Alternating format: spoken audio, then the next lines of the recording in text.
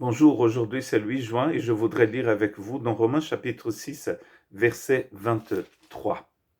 Car le salaire du péché, c'est la mort, mais le don gratuit de Dieu, c'est la vie éternelle en Christ Jésus notre Seigneur. Le salaire du péché, c'est la mort, mais le don gratuit de Dieu en Christ Jésus, c'est la vie éternelle. Dans quelle façon magnifique définit en fait ce chapitre 6? Ce chapitre 6 que certains considèrent comme une parenthèse. Euh, il, il, il arrive au chapitre 5, ce que nous appelons le chapitre 5, et à la fin du chapitre 5, il dit ceci, afin que comme le péché a régné par la mort, ainsi la grâce règne par la justice, pour la vie éternelle par Jésus-Christ notre Seigneur. Et après, il va rentrer dans une discussion que nous pouvons appeler ici une parenthèse qu'il ouvre pour justement répondre aux questions de personnes qui se disaient oui, donc comme la grâce abonde là où le péché, la grâce surabonde là où le péché a abondé, donc nous pouvons faire ce que nous voulons. Et la grâce sera là pour nous aider à nous sortir de ce pétrin. Mais cela n'est pas possible, il a dit, parce que l'œuvre de la grâce, c'est justement une œuvre pour nous métamorphoser complètement, nous transformer. Fait en sorte que nous sortions du tombeau et que nous puissions être vivants avec Jésus, parce que nous sommes morts avec lui et ressuscités avec lui. Et là, maintenant, il nous parle du salaire et il nous parle du charisme. Il nous parle du don, du cadeau de Dieu. Le salaire ici, c'est le mot utilisé pour la ration qu'on donnait aux soldats qui partaient à la guerre, ou peut-être aussi aux esclaves quand ils exécutaient un certain travail. Il avait un peu d'argent qui était associé aussi à cette ration, mais c'est de cette ration dont il nous parle ici.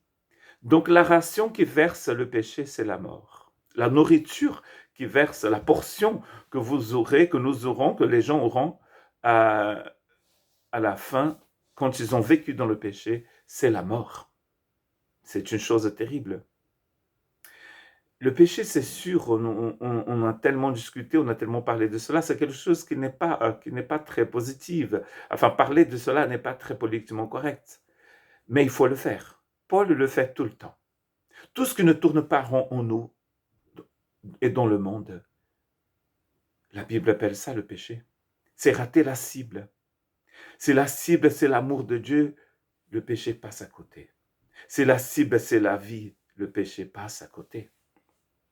Et quand il passe à côté, et plus ça avance dans le temps, plus ça va s'éloigner complètement de la cible, de cette justice divine, cette façon magnifique de vivre, d'être que Dieu a et que Dieu veut pour nous. Le péché passe à côté. Ça, c'est la ration qui verse le péché. Mais le charisme, le don, le cadeau que Dieu nous donne, c'est la vie éternelle.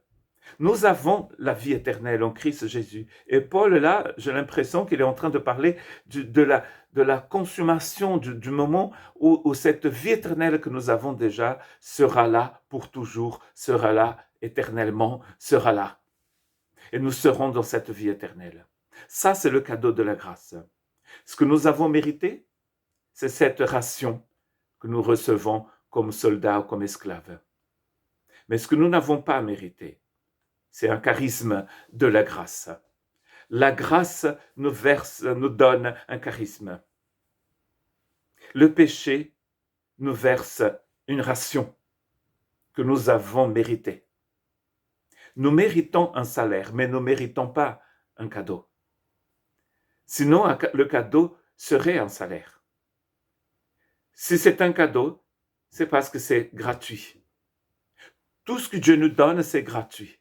Tout ce que nous recevons de ce que nous avons fait, c'est un salaire. Nous le méritons. Mais pourquoi nous sommes toujours contents de recevoir quelque chose pour laquelle nous avons travaillé, mais nous avons du mal à recevoir la grâce?